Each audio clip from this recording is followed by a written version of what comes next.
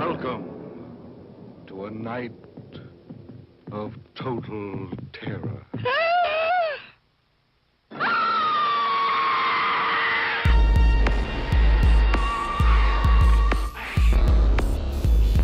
We call George Romero the grandfather of the zombie film.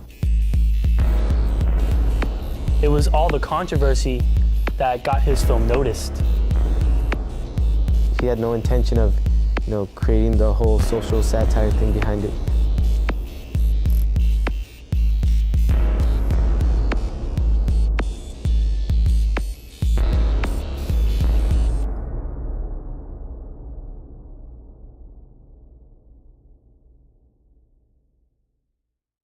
Well, George Romero, what he drew upon, I guess, as an influence for Night of the Living Dead was at the same time the book I Am Legend had just come out recently, and they were talking about making film adaptations for it, which they did later on. But the scenario in that is that there's one man left on Earth, and he took it and he basically says that he ripped it off in the sense that he wanted to take that situation and figure out how we got there.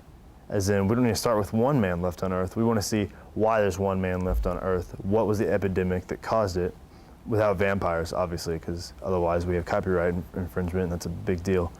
Knowing that they had an extremely low budget to make this horror film, George Romero and his screenwriter, John Russo, they knew that they had to take a different approach to appeal to the audience. So what they did, they just put it into, graphic spectacle, graphic violence with lots of blood and just lots of gore and flesh.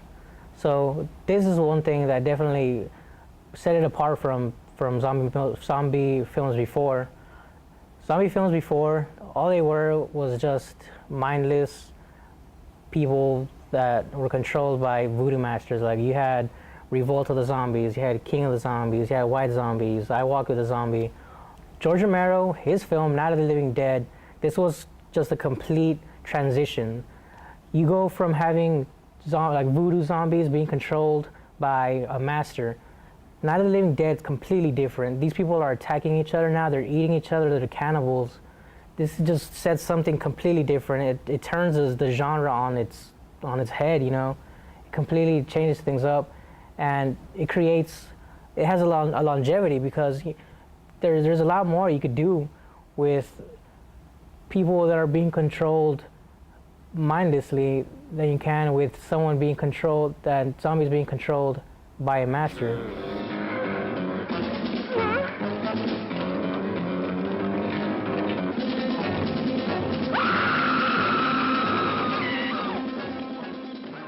The reviews for the movie at the time were astonishing, I think, because every review that I've read has downgraded the movie and said it was horrible. They said that the production was bad, and the cameras was so shaky, and it was even quoted in a review that I read. They called it pornographic violence, or violence pornography. And they even said that there needs to be a Supreme Court ruling for what constitutes as violence pornography, and they think that this movie would be banned if you did that. The reason why the film looks so low budget, I think, is because, well, mainly the budget is low. It's $6,000. Even back then, that's not a lot of money to make a film. So out of that, we get the black and white, visual. And also, the sound isn't up to par with some other films that were being released at the time. But in the end, the black and white visuals almost gave it a documentary look. The same goes for why the camera's a little shaky. It almost puts you in that farmhouse, because in Roger Ebert's take on the audience reaction, he says that he noticed through the first half, all the teenagers and kids, they're enjoying the film. It's spectacle, it's an exploitation, it's fun. But through the latter half, it becomes truly terrifying. If you watch the film, the situations become more dire, consequences start coming into play, and it really is life or death. It's a fight to survive against these monstrous obstacles. And it came to the point with the budget that Romero had to get people on the crew to donate money out of their own pocket. Some of the effects, they're cheap, yes, but it's because they're coming from the actors. So everybody involved did more than one job, almost. It was definitely a group coming together and trying to put out a final product. He made it, you know, with very little money. It was like $600 between each person in the crew, and it was made with basically everyone he knew, just his friends and all that.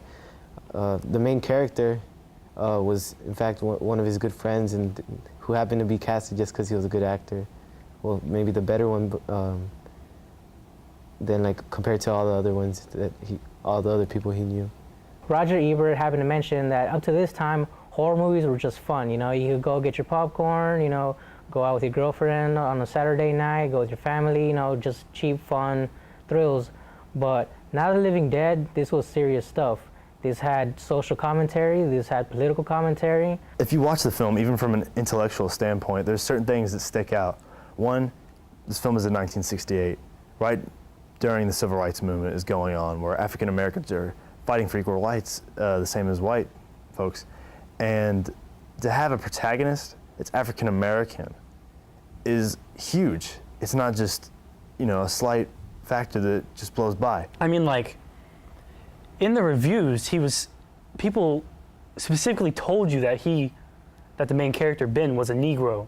I mean, in other movies, they don't tell you if the guy's white, you just think he's white. And so, since it was a horror film, most horror films were released in inner city black African American theaters. African Americans at this time, they were really into the horror genre, and theaters, they knew that they had to capitalize on the crowd, the growing black crowd, and, you know, maximize their profits off of them. So they started to cater, the inner city theaters started to cater to these, to the growing audience. And the problem was that a lot of theaters in black majority cities like Washington, D.C., a lot of these theaters, they didn't want to give the image or give the connotations that they exactly approved of Negro audiences, because they didn't want them to get into the habit of attending their theaters. It's all right. Well, in Night of the Living Dead, the main character is played by an African-American stage actor named Dwayne Jones. He plays the character of Ben, and that was what caused more controversy back in the 60s. It was unheard of for an African-American actor to play the main role in a film. Another reason why a lot of people was angered by the film was because, you know, Ben was portrayed as smart and resourceful. He was the main character, so he was the one telling everyone what to do, and he was usually the one arguing with Harry, who had ideas that were exactly the opposite of what he was thinking. And the fact that he's not, according to the time period, you know, we have your whites here, the white class, and African Americans are inferior in all aspects, education being one of them. So to have a protagonist that is knowing, has a clue to what's going on, is intellectual, is huge. It stands out among everything. But the fact is that race is never mentioned. But the fact that it's never mentioned also brings it up in conversation. There were many debates about films at the time with the race issue. Were they just called exploitation films because they capitalized on this and they exploited these problems going on in society at the time? Or were they considered prestige films, you know, something that really had a deeper meaning to it? We've got to go out and get him. And with the female protagonist, Barbara, it's really funny because she gets struck in catatonic really early in the movie and barely talks throughout the rest of the film. And audiences took that as Romero saying, women have no voice in society. They're not allowed to make choices. Even in the film, all the female characters never got to make the choices. All right, Vince, hit him in the head, right between the eyes.